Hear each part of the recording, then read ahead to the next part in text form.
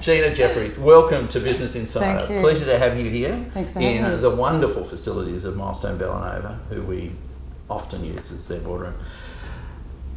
We just sort of a new starting point, didn't we? Mm-hmm. Who and what is Gina Jeffries right now? Oh, look, I think I'm an example of the evolution of the working mother. I had a little boy, and when I got pregnant with him, I decided I wanted to pull back from touring.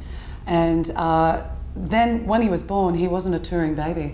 He would get car sick and he wouldn't sleep anywhere. He was a non-sleeping variety of child as well. Well, my friends Casey Chambers and Becky Cole, who are also country music artists, their kids would sleep in a guitar case backstage.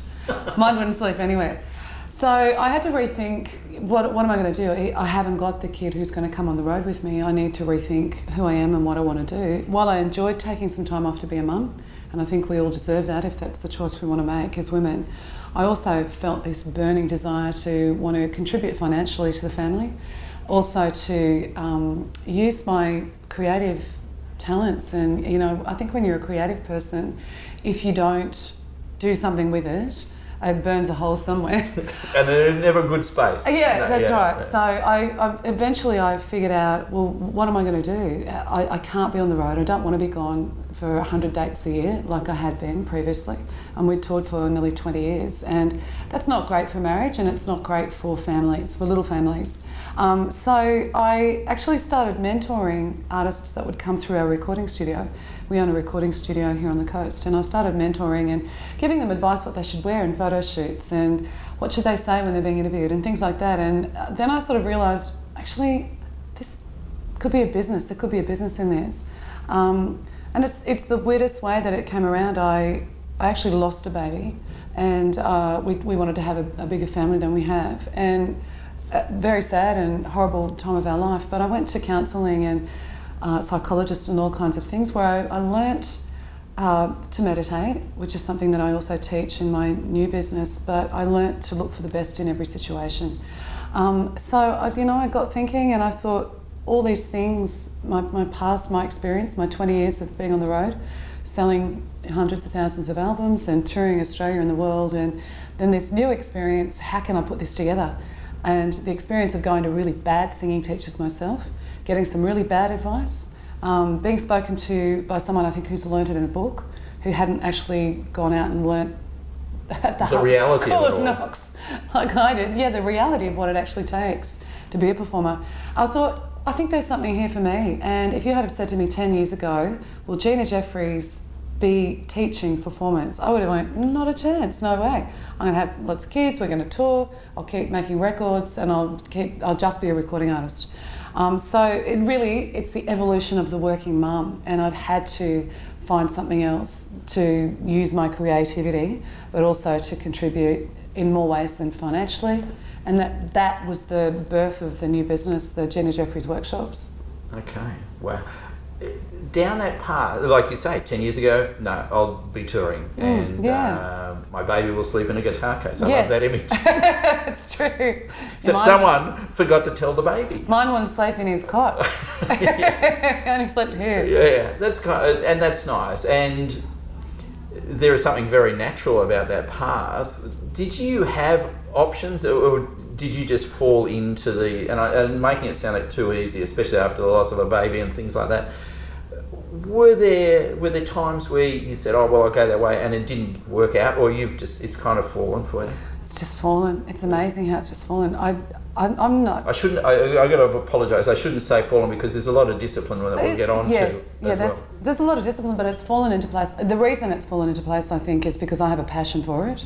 I've written my own curriculum. I've made up every word. They're not my words, but I've taken other people's words and used them as ways of teaching. You know, things like laser notes, how you sing, get kids to visualise a note, and the success bus is one of my theories about jumping on the bus, not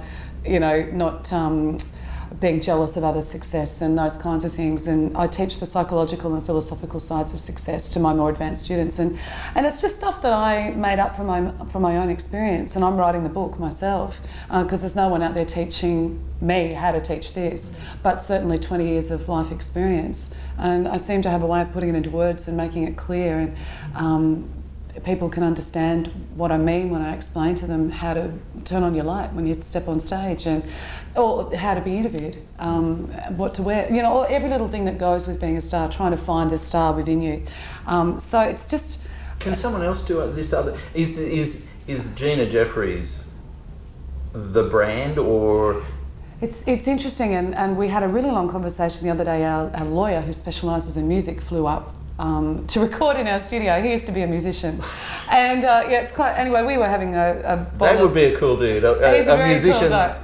Yeah, lawyer. he's a great. He specialises in the music business and contracts and all those kinds of things. And we were having a bottle of wine with him over dinner, and I was telling him about my new business, and he went, "Wow, you should probably grow this. We need this in Melbourne. We need this in Sydney. We need it." And I get a lot of people travel from Sydney and from Newcastle to come to me, and people travel from interstate and do an intensive all day. And there's not really another business, as far as I can see, that's just like what I'm doing.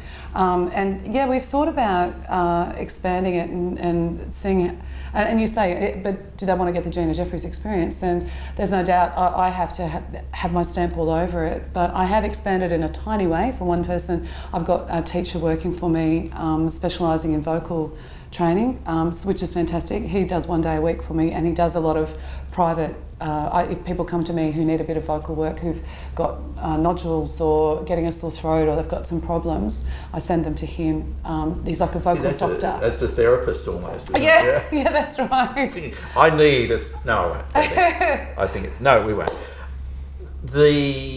And that's a kind of the empire building thing. Yeah, is another bridge your approach. And in answer to your question, I would love to expand my business, but I have the brain that's the creative brain, and I really don't have the business hair. I do in a way that I've set up my own business and it's becoming quite successful, but I don't know how to franchise it and what to do next and how to make it bigger and how do I open in Sydney and how do I open in Melbourne, and I don't have those skills. So I'd like to have those skills or meet someone who has those skills, but I don't have those skills. But certainly I feel like someone doesn't ring you after this interview goes to air, I'll be incredibly surprised. Well, that would be great, because I'd love to know how to take it to the next level. But I'm a country singer from a little country town up in Toowoomba, Queensland. Yeah. So I'm learning as I go, but I'm seeing there's a really great need for what I'm doing, and there's a real hole in the market that we've sort of honed in on. Indeed. We talk about passion being the driver, and I get the feeling just being here at Jeffries that is your driver. And I love it. I had no idea how much I would love it. And I think what I'm realising and what I'm learning in business is to specialise in what you're good at, even within your own business, to specialise. And so that's why I get really passionate about helping people who are getting ready for record deals, and at the top end of the kids on the Central Coast, and there's a lot of talent on the Central Coast. It's an amazing place. I always say there's something in the water. There's a lot of artists who live here. There's a lot of recording studios. We make video clips here. We do photo shoots, makeup artists. You don't need to leave the coast to do anything within the music industry anymore, which is fantastic, and I'm very proud of that, and we're very proud to be a part of that. We have a big recording studio, and we're proud to say that we're a part of that industry.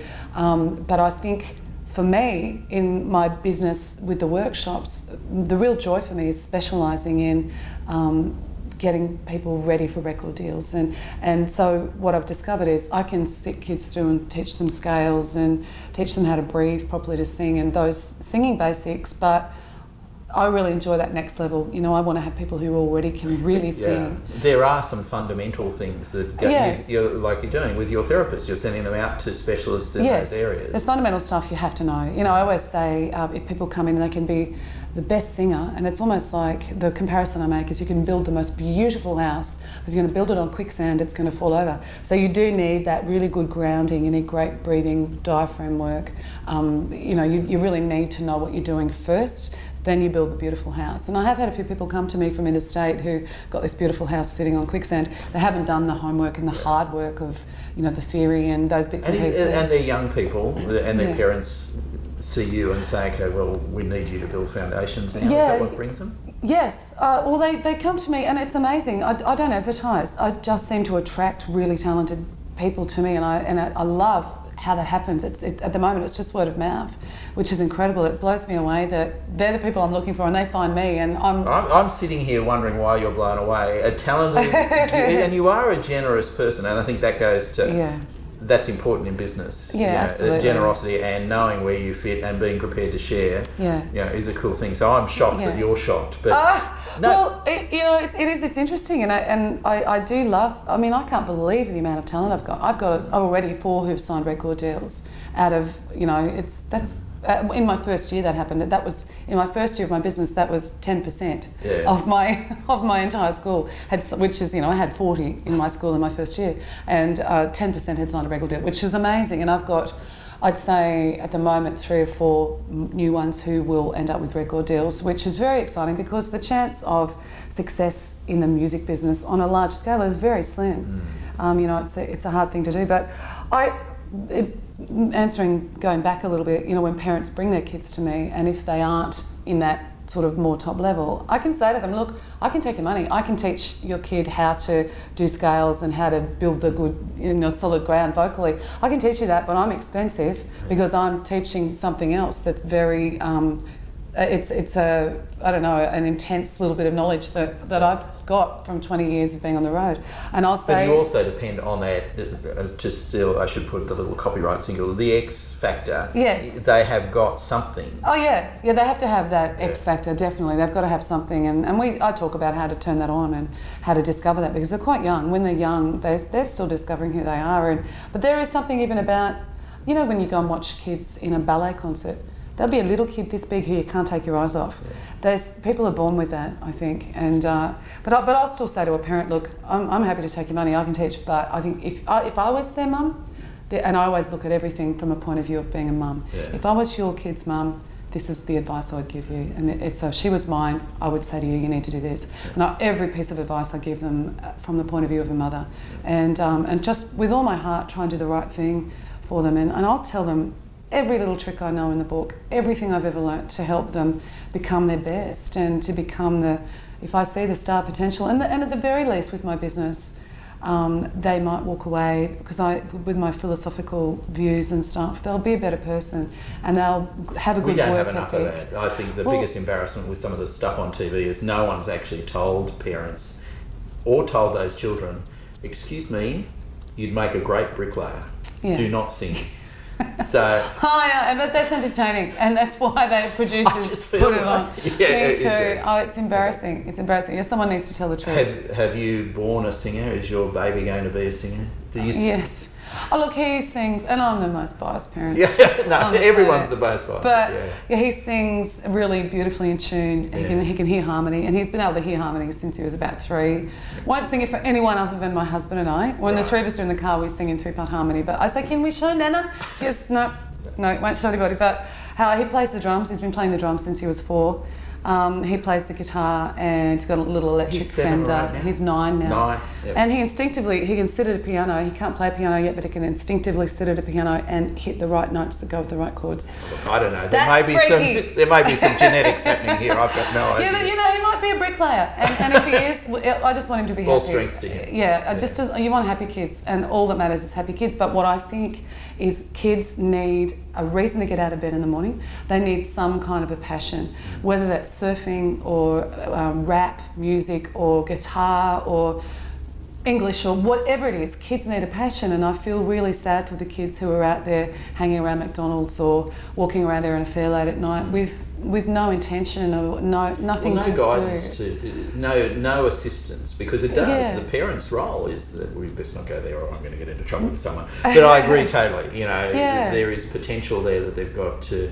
And it's okay, they can push back and say, I don't want to do that, but do something. But there's got to be everybody's got a passion and everybody's got something they're good at. And I think as parents, it's our job to find what our children are good at and find something that they can't live without, that they absolutely love. So they're not going to end up those kids hanging around air and affair at 10 o'clock at night, getting into trouble.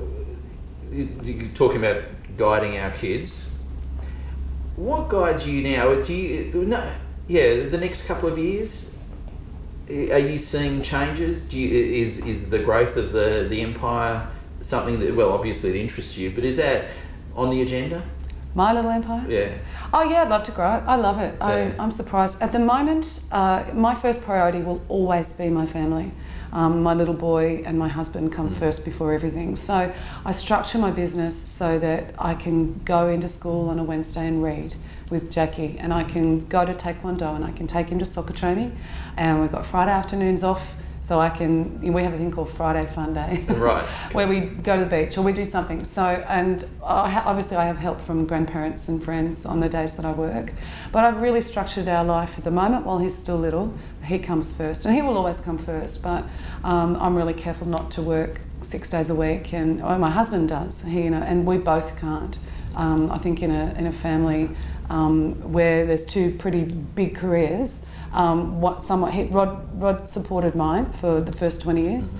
He came on the road with me, recorded, did everything that held my career up. And now Rod's got a record label, and he's a record producer. He's opened a studio here on the coast and a record label with Sony, and it's his turn. Indeed. It's his turn for the big career. So I try and be the supportive wife, as well as I'm running my own business. But in answer to your question, yes, I do want to grow it. I'm hoping it will expand. I don't know how big. I know it's the possibilities are endless.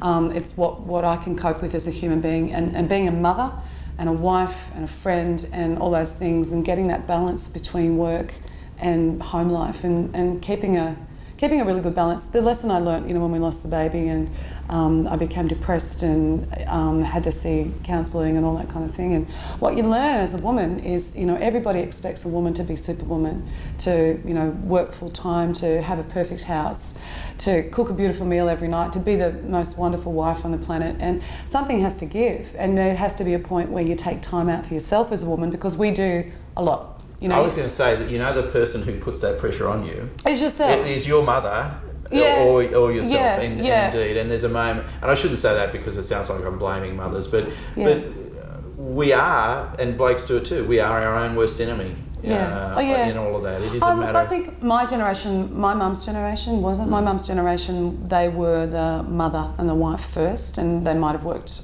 a bit or a lot. But my mum ran a business, but she was the mum first, definitely. And whereas my generation of women are expected to be big, powerful career women. We're expected to do everything. And, a man comes home, and not in every house, but in my house for sure. The house is perfect, dinner's ready.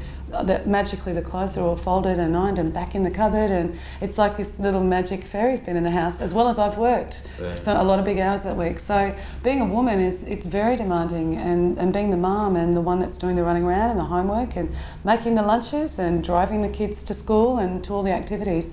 It's a lot. Just the mum thing is a lot. Has that surprised you, how demanding, and how demanding is not, has that workload, and I'm talking about the whole woman now, because blokes do get it easy. I think so, and not every bloke. We can't put everybody into the same basket, but yeah, a lot of men do. And see, I blame their mothers. Actually, I blamed your mother, and you are dead right, because absolutely. Because that generation absolutely did everything for the man, and didn't teach them how to cook, and didn't teach them how to, and a lot of that, and I'm being very general, and not every man fits that. Not every man, but my husband, who's turning 50 this year, his generation, the 40s to 50s, that generation, they weren't new age men. They weren't being taught to, cook and we're doing the same now with our children. Do I'm not let Jackie come back when he's 29 and say, look, I need to live with mum and dad. Excuse me, we've moved and we haven't told you where we've gone to, Jackie. I'm really sorry, we love you desperately. Go away. Look, I'm trying very hard to raise a son who washes up and helps and realises that you contribute to the family.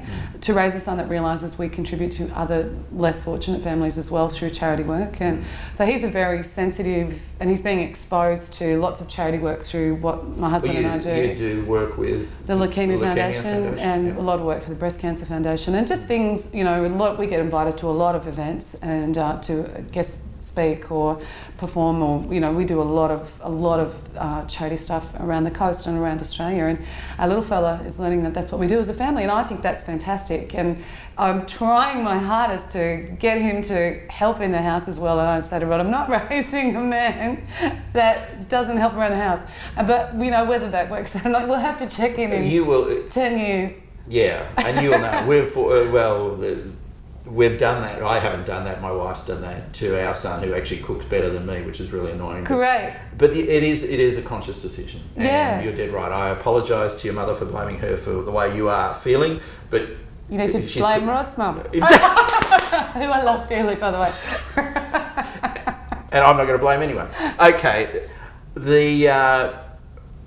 we give everyone an opportunity to have a rant, and this will be no pressure here, but it is a moment for us because we have a magic wand at the Business Insider, and we can say, Gina Jeffries, we can fix anything in the business area, and we've specified business area here on the Central Coast. What would you ask us to fix when you look at business and the environment on the Central Coast to just improve it a little? What could we do? Oh, well, the Central Coast needs an entertainment centre. The Central Coast desperately needs somewhere where we can showcase the young talent who we are nurturing and who live here, and the talent who travel through and past our town and perform in Newcastle.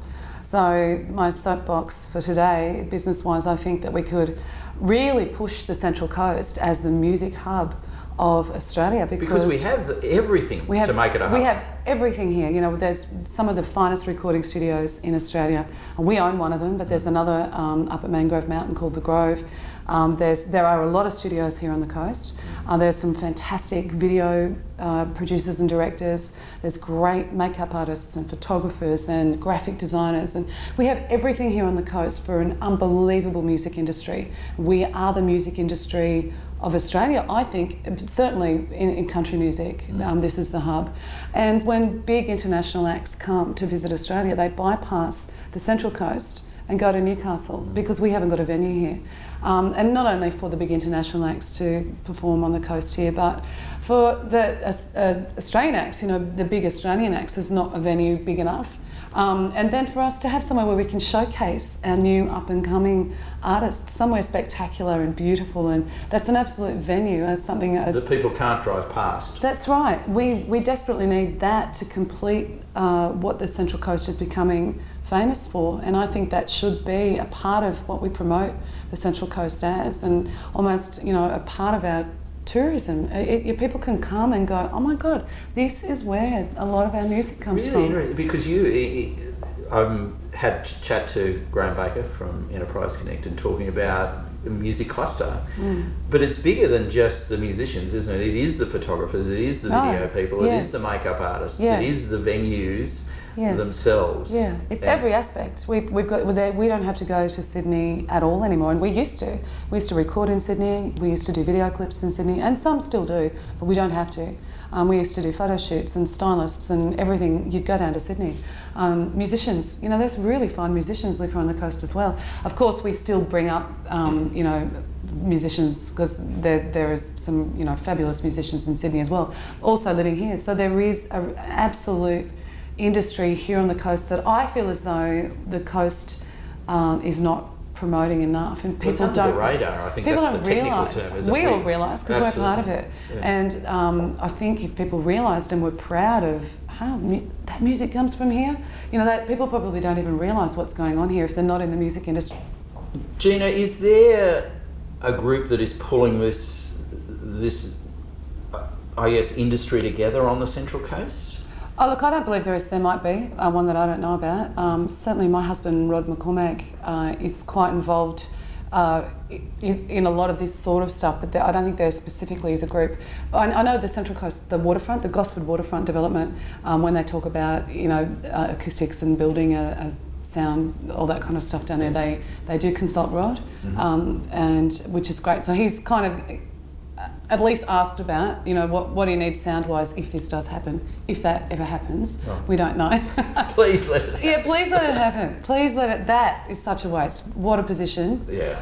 You know, and what potential to focus on the coast. You know, that's you drive in and you see that beautiful waterfront. It could be like, to me, it could be like Sanctuary Cove or somewhere up on the Gold Coast, and just spectacularly beautiful place for us to all go. But yeah, we do need a group. I think we need a body representing and speaking out for the music industry here on the coast. So we're all pretty laid back, you know, people. You're passionate artists. Yeah, and we're passionate about what we do, Absolutely. but we're probably not going to get up and as musicians make our own little group to say, can we please have a venue? We probably need to get some politicians involved, I think, and a group that will speak more loudly than we have so far. I'm overcome by the potential that's being lost because we Yeah. don't have that group galvanised, Yeah. and we don't have it being talked about when businesses come together, and that's why we were so excited to meet you today. Yes. So thank you for your You're time. welcome. Thanks for having me. Well, we'll have you back soon. Thank you.